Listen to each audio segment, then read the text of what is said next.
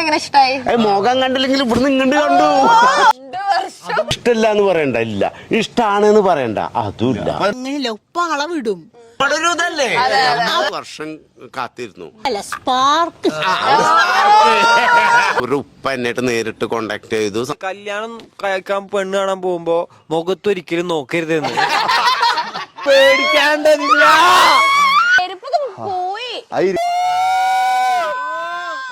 Hello guys, അപ്പൊ നമ്മൾ 2 ദിവസം ഒന്ന് അടിച്ച് പൊളിക്കാൻ വേണ്ടിയിട്ട് ഇതാ മൂന്നാറിലുള്ള പറക്കാട് റിസോർട്ടിന്റെ എൻട്രൻസിന്റെ ഫ്രണ്ടിലാണ് നമ്മളിപ്പോ നിൽക്കുന്നത്.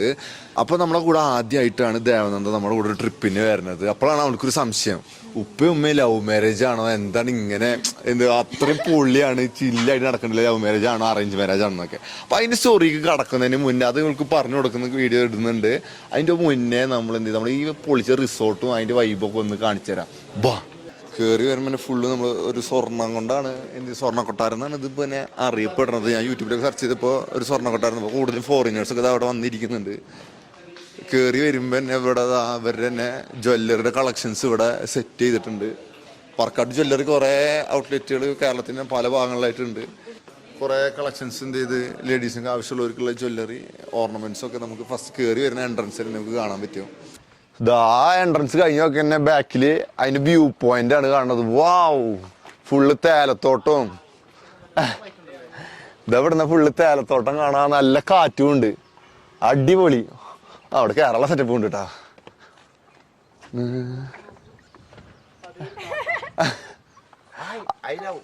എന്താ I love Parakkad. Yes, we love Parakkad. ഈ ഇതിന്റെ അപ്പുറത്ത് പോയി കഴിഞ്ഞാല് ഇവിടെ നിന്ന് ആ റീൽസ് ഒക്കെ എടുക്കാനുള്ള സ്ഥലമുണ്ട് കപ്പിൾസിന്. ഇത് ആദ്യം കാണിച്ചെങ്കിൽ ഞാൻ ഇവിടെ പ്രപ്പോസൽ ഇവിടെ നടത്തിയായിരുന്നു. ലവ് ഷേപ്പ് സെറ്റ് ചെയ്യേണ്ട ആവശ്യം വന്നിട്ടുണ്ടായിരുന്നില്ല, ഇവിടെ തന്നെ ഓൾറെഡി ഉണ്ട്. ഈ ജീപ്പ് കണ്ട, ഈ ജീപ്പിൽ ഞാൻ അടുത്ത് നമ്മള് ട്രക്കിങ്ങിന് പോകാൻ പോവാണ്. അടിയില് അടിപൊളി റിസോർട്ടാണ് താഴെയുള്ളത്. അപ്പൊ ആ ഗുണാക്കേവ് കാണാൻ പറഞ്ഞു. വാ ലെറ്റ്സ് ഗോ. നമുക്ക് ഫ്രണ്ടിലിരിക്കാം. എന്നാ കേറി. ഫ്രണ്ടിലിരുന്ന ഭയങ്കര പേടിയാണെന്ന് പറയണത്. എന്താ ചെയ്യാ?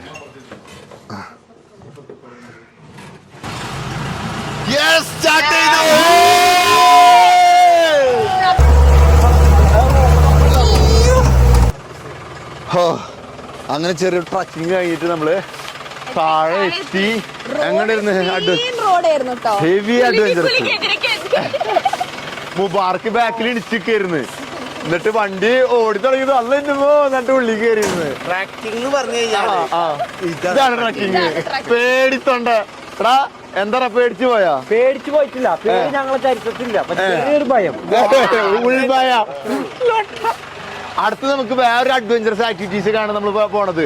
അഡ്വഞ്ചറസിൽ നിന്ന് വീണ്ടും മാരകമായ അഡ്വഞ്ചറസ് ആക്ടിവിറ്റീസിലേക്ക്. Let's go. ഞാൻ നേരത്തെ പറഞ്ഞിട്ടുള്ള ഗുണാക്കേവല്ല അതുപോലത്തെ ഒരു കേവ്. സത്യം പറയാലോ, ഇവിടെ ആദ്യമായിട്ട് വരുന്ന അതിനെ പറഞ്ഞു പറ്റിച്ചേക്കാണ് ഗുണാക്കേവെന്ന്. അപ്പൊ അയ്യോ എങ്ങനെ കേറിയ വഴി മാറിപ്പോയി. ഇതാ അഡ്വഞ്ചറസിൽ നിന്ന് വീണ്ടും അഡ്വഞ്ചറസിലേക്ക്. ഇതെന്താ മനസ്സിലായ? ഇല്ല അല്ലേ? ഇതാ ഈ നൂല് കണ്ട, നടന്ന് പോണം നൂലും കൂടെ. ഇത് ചെറുതായിട്ട് ഇങ്ങനെ ഇളകൊക്കെ ചെയ്യും. പക്ഷെ വീണാലും പേടിക്കാനൊന്നുമില്ല. വീണാലും ഇങ്ങനെ കുടുങ്ങി നിക്കും നമ്മള്. ഒന്നും പറ്റില്ല. ചെരുപ്പ് ഇടാണ്ട് നീ എങ്ങനെ വേണമെങ്കിലും പോക്കോ. അപ്പൊ പോവല്ലേ?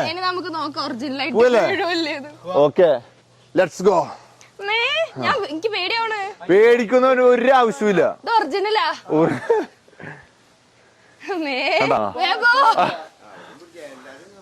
എല്ലാരും കൂടി നടന്നപ്പോ ഞങ്ങൾ ഫുൾ ടീം ഇതാ ഈ നൂൽപ്പാലത്ത് കൂടെ നടക്കാണ്. ഒരടി അങ്ങോട്ടോ ഇങ്ങോട്ടോ തെറ്റിയാലും ഞാൻ നേരത്തെ വീണ പോലെ വീഴും. ആരും പേടിക്കേണ്ടതില്ല, ആരും പേടിക്കേണ്ടതില്ല.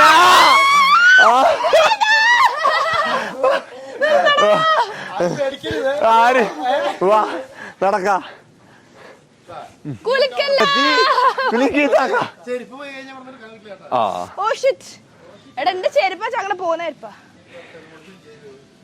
കുറച്ച് ഇങ്ങോട്ട് എത്തിയിട്ടുണ്ട്. ഒരു കൊക്കയാണ് കാണുന്നത്. നോക്കിയേ, ഒരു അടി അങ്ങോട്ടോ ഇങ്ങോട്ടോ തെറ്റിയ കൊക്കയില്ല. എന്താ എന്ത് പറയുന്നു? പേടിയാവുന്നു അല്ലേ? കുറച്ചുകൂടി അങ്ങോട്ട് കൂടി എത്തട്ടെ, അവിടെ എത്തിയ കുറച്ചുകൂടി ആഴം കൂടും. അവിടെ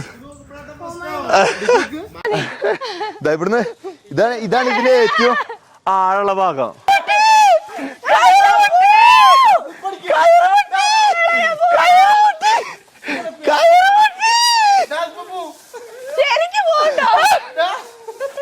പേടിയാണ് ഇത് പോവാതെ.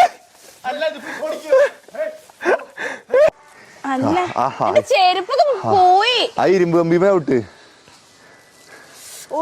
മറ്റോടത്ത് വിട്ടില്ലട്ടാ, എന്റെ കാലുള്ളിക്ക് പോയി. ആ പോരെ മതി. സ്ഥലത്തൊരു തല വെച്ച് മറിയാനായിരുന്നു പേടി. ഇതൊക്കെ എന്തത്ര പേടിക്കാറുള്ളത്? ഞാനൊക്കെ വേണ്ട പിടിക്കാന്ന്.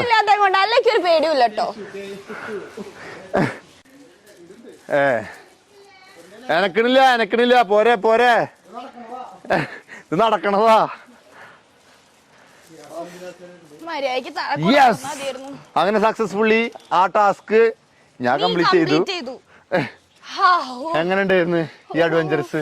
എന്റെ ചെരുപ്പ് പോയി, വീഴായിരുന്നു ഞാനും കൂടി. മുബാറക്കിന്റെ ചെരുപ്പ് പോയേക്കാണ്. അത് സൂം ചെയ്ത് ഒരു ചെരുപ്പ് പോയാൽ മറ്റേ കുരങ്ങൻ ചെയ്യണ പോലെ മറ്റേ ചെരുപ്പ് ഇതാ ആ കൊക്കെ കിട്ട്. ഈ കുരങ്ങൻ ചെയ്യില്ലേ, ഒന്ന് പോയാ രണ്ടും. ഇനി കാണുന്ന മുബാറക്കിന്റെ കുരങ്ങ ഇതാക്കാണ് കാണിക്കാൻ പോണത്. ഇതാ മുബാർക്ക് എന്ത് ചെയ്ത് കുരങ്ങിന്റെ മൊബൈൽ മുബാറക്കിന്റെ അതിസാഹസികമായ ആക്രമണമാണ് ഇനി കാണാൻ പോകുന്നത്. മൊബൈലിലുള്ള ഒരു ബുദ്ധിമുട്ട് വേണ്ട, സ്ഥലത്ത് വന്ന അപ്പടി. ഈ മുബാറക്കിന്റെ അതിസാഹസികമായ ആക്രമണമാണ് ഇനി കാണാൻ പോകുന്നത്. ആ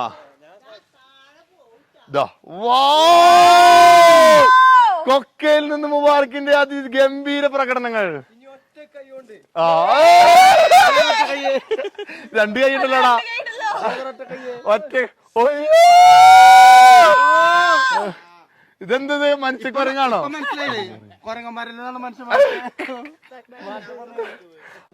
അങ്ങനെ ഏത് കാഴ്ചകളായിന്നാണ് ചാടി പോകുന്നതിട്ടുള്ള അറിയില്ല.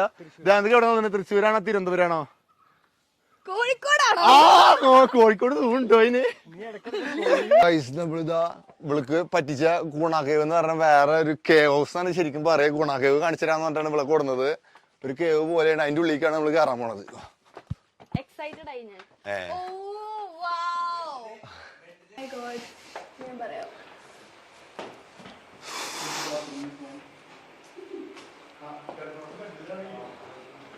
ഇരുട്ടായോണ്ടൊന്നും കാണുന്നില്ല കൂളിംഗ് ഗ്ലാസ് വെച്ചിട്ട്.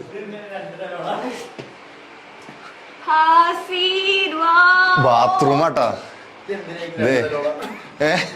ഇതെന്തിനാന്ന് രണ്ട് തലാണോ? ഈ റൂമിനെക്കാട്ടും എനിക്ക് ഇഷ്ടമായത് ബാത്റൂമാണ്. എന്താണോ ഞങ്ങൾ ഇവരെന്തൊക്കെയോ പിടിച്ച് ഞെക്കി കളിക്കുന്നുണ്ട്. ഞാൻ ഈ കേവ് ഹൗസിനുള്ളിൽ തന്നെ വീണ്ടും ബാൽക്കണി, ഫുള്ള് നാച്ചുറൽ വ്യൂവും അടിപൊളിയായിട്ട് ഇവിടെ ആയിരുന്നു. ഇങ്ങനെ ചായ കുടിക്കാം, ചോറ് തിന്നാം, ഇങ്ങനെ ഇരിക്കാം. അതാ ഒരു ഷവറുണ്ട് ഇവിടെ, ഓപ്പൺ ആയിട്ട് നിന്ന് കുളിക്കാം. വെള്ളം വരും വേണ്ട, ഇവിടെ നിന്ന് ഓപ്പൺ ആയിട്ട് കുളിക്കാം. ഞെക്കല്ലേട്ടാ, ബുദ്ധി ഇല്ലാത്തവരാണ്. അവിടെ നിന്ന് സാധനം സ്വിച്ച് ഇട്ടിട്ട് സാധനം അവിടെ സ്വിച്ച് ഇട്ടിട്ട് അതിൽ തന്നെ വെള്ളം ചൂറ്റി ബാത്റൂമിൽ നിന്ന്. അറിയില്ല. അപ്പൊ അങ്ങനെ കേവ്സ് കണ്ടു. എന്ത് തോന്നുന്നു? എനിക്ക് തോന്നുന്നു ഒരു ഹണിമൂൺ ഷൂട്ട് പോലത്തെ ഒരു വൈബിലാണ് ഇവര്. ചിലപ്പോ ഇതിന്റെ കുറെ പാർട്ടായിട്ടുണ്ടായിരിക്കും ഹണിമൂണ്. അപ്പൊ ചിലപ്പോ അതിന്റെ ഒരു പാർട്ട് ചിലപ്പോ ഇവിടുന്ന് ആവാൻ സാധ്യത ഉണ്ട്. ഇപ്പൊ ഗൈസ് നമ്മളിപ്പോ ഉള്ളത് റെസ്റ്റോറന്റിലാണ്. റെസ്റ്റോറന്റ് ഇതാ സൈഡില് നല്ല വ്യൂ ഉണ്ട്. ഇവിടെ നല്ല വ്യൂ ഒക്കെ കണ്ടിട്ട് നമുക്ക് ഫുഡ് കഴിക്കാം. ഇത് മൊത്തം കുറെ അത്യാവശ്യം ഡൈനിങ് ഉണ്ട്. നമ്മുടെ ഈ വ്യൂവിന്റെ അപ്പുറത്താണ് ഇരിക്കുന്നത്. എല്ലാ ഫുഡൊക്കെ എത്തിയിട്ടുണ്ട്. Okay, start. ചാമ്പിക്കോ.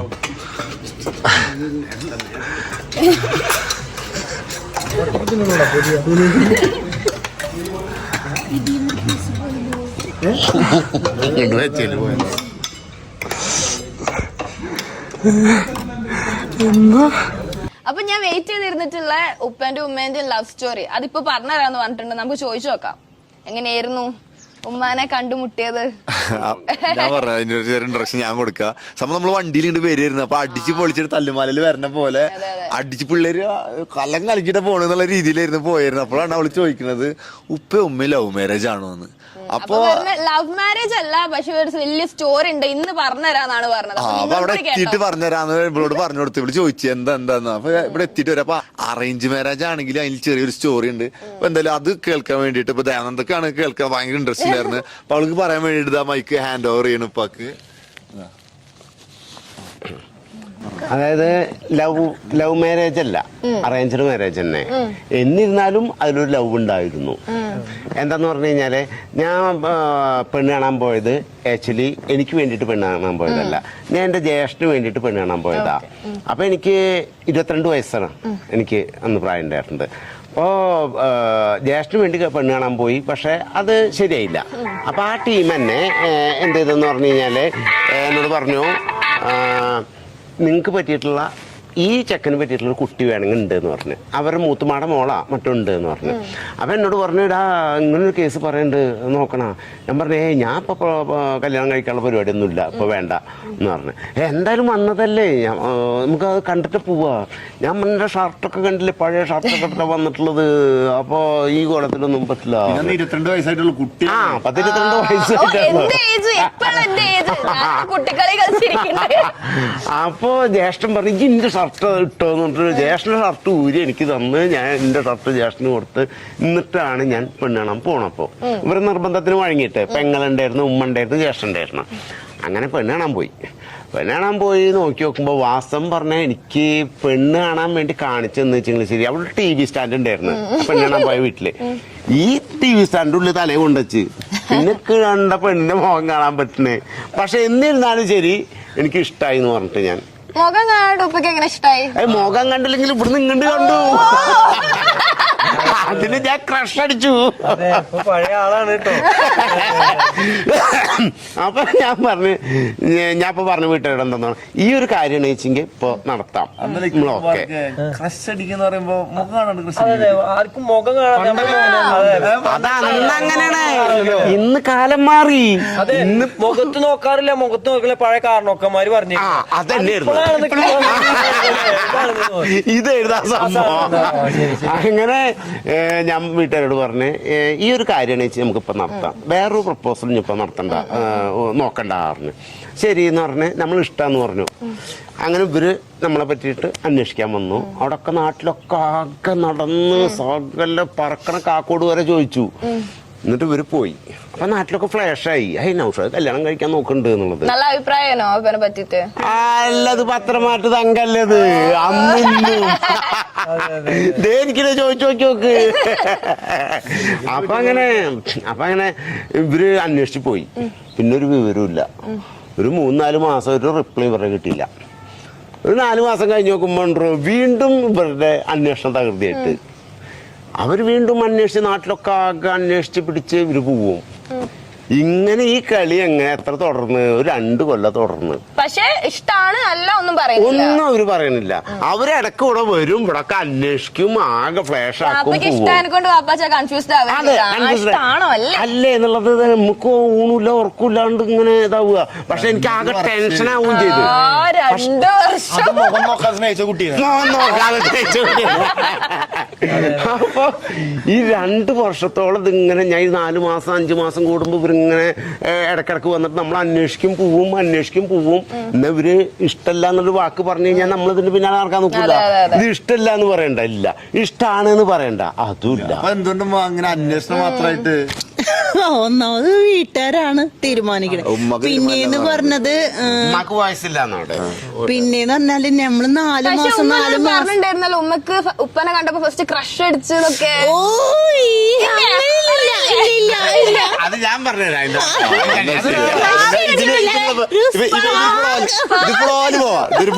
അപ്പൊ ഇത് പറ എന്റെ ഇതില് 4 മാസം കൂടുമ്പോ നമ്മള് കാടളക്കി അന്വേഷിക്കുന്നു. അങ്ങനെയല്ല ഉപ്പ അളവിടും, എന്താ ഈ കല്യാണം കഴിച്ചു തരുന്നുണ്ടോന്ന് ചോദിച്ചിട്ട് നമ്മുടെ ഒരു ഇതല്ലേ. അപ്പോഴാണ് നമ്മള് വീണ്ടും വന്ന് അന്വേഷിക്കുമ്പോ നമുക്ക് ഇവരെ ഫാമിലി ബാക്ക്ഗ്രൗണ്ട് ചെറിയൊരു ഇഷ്യൂ ഉണ്ട്. അപ്പൊ അതുകൊണ്ട് നമുക്കത് വേണോ അങ്ങനത്തെ ഒരു ഇതിലാവും നിക്കുന്നത്.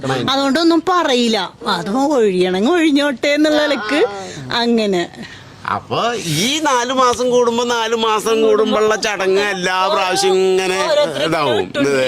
ഞാൻ ഓരോരുത്തർ വിട്ട് എന്നുള്ളത് ശരിയാണ്, അത് എന്റെ ചുമതല, എന്റെ കടമയാണ്. കാരണം എന്താന്ന് പറഞ്ഞാൽ ഇവര് പറഞ്ഞിട്ടില്ല, ഇഷ്ടല്ല എന്ന് പറഞ്ഞിട്ടില്ല, അത് ഒഴിവാക്കിയിട്ട് നമ്മള് പോവില്ല. പിന്നെ വേറെ നൗഷാദ് എന്ന് പറഞ്ഞാൽ അവിടെ അറിയില്ല, ഖത്തർ നൗഷാദ് അതുകൊണ്ടാണ് അവർ ആ 4 മാസം കൊണ്ട് പിന്നെയും ഈ കച്ചറ മാറിയോ അപ്പൊ അങ്ങനെ 2 വർഷം കാത്തിരുന്നു. 2 വർഷത്തിന് ശേഷം പിന്നെ ഒരു ഉപ്പ എന്നായിട്ട് നേരിട്ട് കോണ്ടാക്ട് ചെയ്തു, സംസാരിച്ചു. എന്നിട്ടാണ് ഈ വിവാഹം നടക്കുന്നത്. അതെ. പക്ഷെ ഇതിൽ ഏറ്റവും ഉള്ളൊരു പോയിന്റ് എന്താന്ന് പറഞ്ഞു കഴിഞ്ഞാല്, എനിക്ക് ഫസ്റ്റിൽ പോയിട്ട് ഇവരുടെ വീട്ടിൽ പോയിട്ട് മൂപ്പരെ കണ്ടു നോക്കുമ്പോ എനിക്ക് ഈ ക്രഷ് അടിക്കുക എന്ന് പറയുന്ന പോലെ തന്നെ ഒരു സംഭവം അന്ന് എന്റെ മനസ്സിൽ കയറിയിട്ടുണ്ടായിരുന്നു. എനിക്ക് ഭയങ്കരമായിട്ട് താല്പര്യമായിട്ടുണ്ടായിരുന്നു ഈ കേസ് തന്നെ മതി എന്നുള്ളത്. അത് കാരണം കൊണ്ട് അന്ന് തന്നെ ഞാൻ പറഞ്ഞത് ഇതാണ് ഇപ്പം നടത്താം എന്ന് പറഞ്ഞത്. 2 വർഷം കഴിഞ്ഞിട്ടും ഞാൻ വീണ്ടും ഇതാണ് പോയി അന്വേഷിച്ചത്, വേറെ പ്രപ്പോസലല്ല പോയി അന്വേഷിച്ചത്, ഇതിന്റെ കാര്യമാണ്. അതാണ് അതില് അതേപോലെ തന്നെ അനുഭവം ഉണ്ടായിട്ടുള്ളത്. മൂപ്പരുടെ ഔട്ടിങ് ഇതുപോലെ ആരോ വന്ന് നോക്കി നോക്കുമ്പോ മൂപ്പരെ കൈ നോക്കിയിട്ട് മുഖം നോക്കിയിട്ട് അങ്ങോട്ട് പറഞ്ഞേ, മോളെ നിന്നെ 3ാമത് കാണാൻ പറഞ്ഞ ചെക്കനാണ് നിന്നെ കല്യാണം കഴിക്കാന്ന് പറഞ്ഞേ.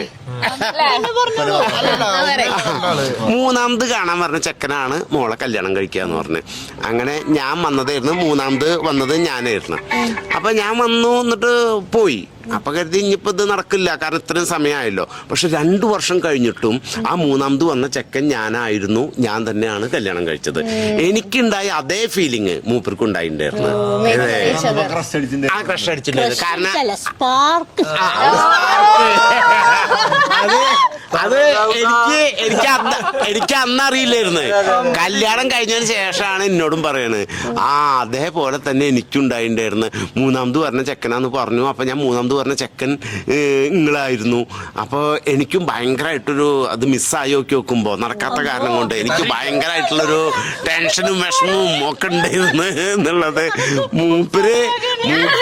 മൂപ്പരുടെ ആ മനസ്സിന്റെ അടുത്തങ്ങോട്ട് തുറന്നിട്ട് നോക്കുമ്പോ പറഞ്ഞ കാര്യങ്ങളാ. അപ്പൊ അങ്ങനെയാണ്. അപ്പൊ ലവ് മാരേജ് അല്ല, പക്ഷെ ഇങ്ങനെ ഒരു 2 വർഷത്തെ ഒരു ഇടവേള ഉണ്ടായിട്ടുണ്ടായിരുന്നു. വിവാഹത്തിന് ശേഷം അങ്ങനെയാണ് ഈ ഇവള് കണ്ട ചില്ലായിട്ട് കിടക്കണ്ടിട്ട് ഇവള് ലവ് മാരേജ് ആണ് തെറ്റിദ്ധരിച്ചത് ചോദിച്ചത്. അപ്പൊ അതായിരുന്നു ഇതിന് നഗ്ന സത്യങ്ങളൊക്കെ വെളിപ്പെടുത്തി. ഇപ്പോഴും ലവ് ഉണ്ട് കേട്ടോ, ഞാൻ മനസ്സിലാക്കിയെടുത്തോളം സാധനം ഉണ്ട് ഇപ്പോഴും. അപ്പൊ അങ്ങനെ ഒരു കാര്യം മനസ്സിലായി എനിക്ക്. അതായത് കല്യാണം കഴിക്കാൻ പെണ്ണ് കാണാൻ പോകുമ്പോ മുഖത്തൊരിക്കലും നോക്കരുതെന്ന്. ഇപ്പൊ മുഖത്തല്ല നോക്കണം, എന്തെങ്കിലും ദേവുക്കിന് ഞങ്ങളെ കൂടെ ട്രിപ്പ് വന്നിട്ട് എന്ത് തോന്നി?